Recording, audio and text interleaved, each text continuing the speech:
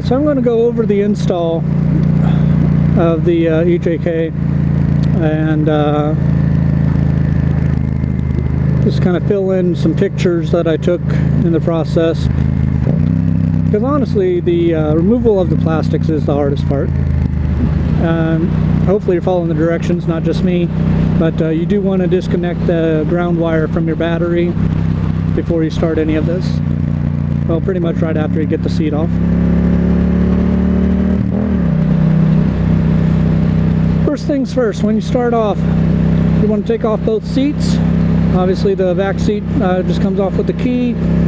The main seat you take off with the Allen wrench.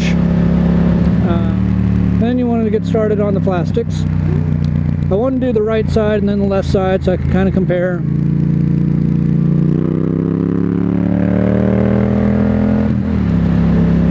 Alright, so you got a bolt up here. You got to take this little plastic piece off here, one bolt, and it just slides off to the back because it's got a little tongue on the front there that slides under. That will expose a few more bolts for you. I believe there's 3 bolts along here, one towards the back and know right where the crotch is, and one further back where it meets the plastics on the rear of the bike. Just underneath there's one of those little plastic push grommet things. Just take you know, like a flathead screwdriver or anything, and just push the center end.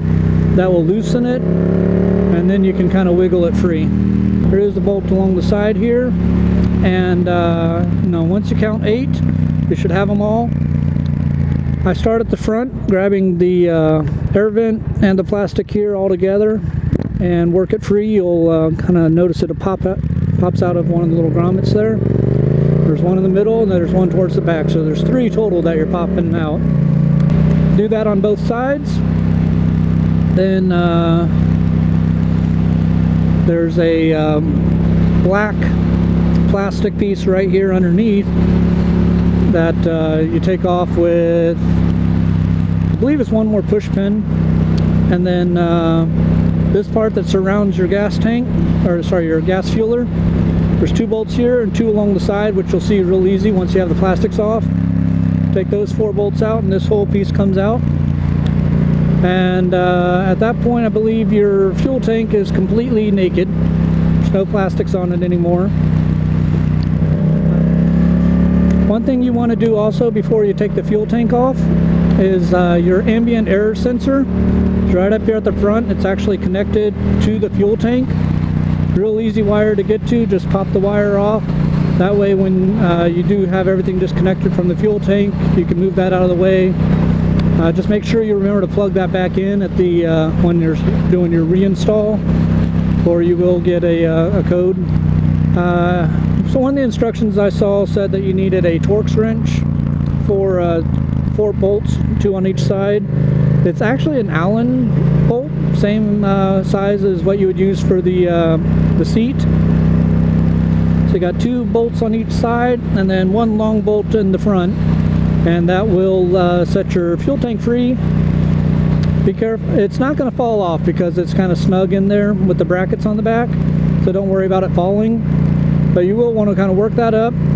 There's 2 breather hoses right on the right side here that are easy to pop off. They're very accessible.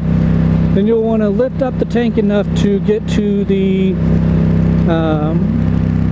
fuel pump electric plug-in. That pops off fairly easy, and I left the fuel lines themselves connected. Oh, it stinks out here. And just sort of turned the tank around and put it more or less where I sit usually. That's enough to get it out of the way, and I don't have to worry about disconnecting the fuel lines. So I'm not making any mess because my tank was about half full.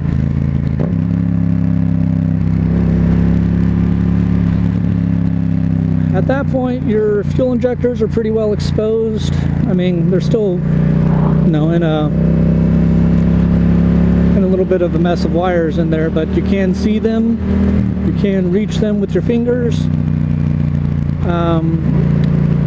One thing I definitely recommend when you're doing one of these fuel controllers, whether it's you know, the EJK from Dobeck Performance, a power commander, no matter what type you use, if you are putting the actual control box in the back little trunk there, like most people do, put it there first and kind of thread the connector wires through underneath that little frame back there, just past your battery and such, because trying to do that afterwards is quite a pain.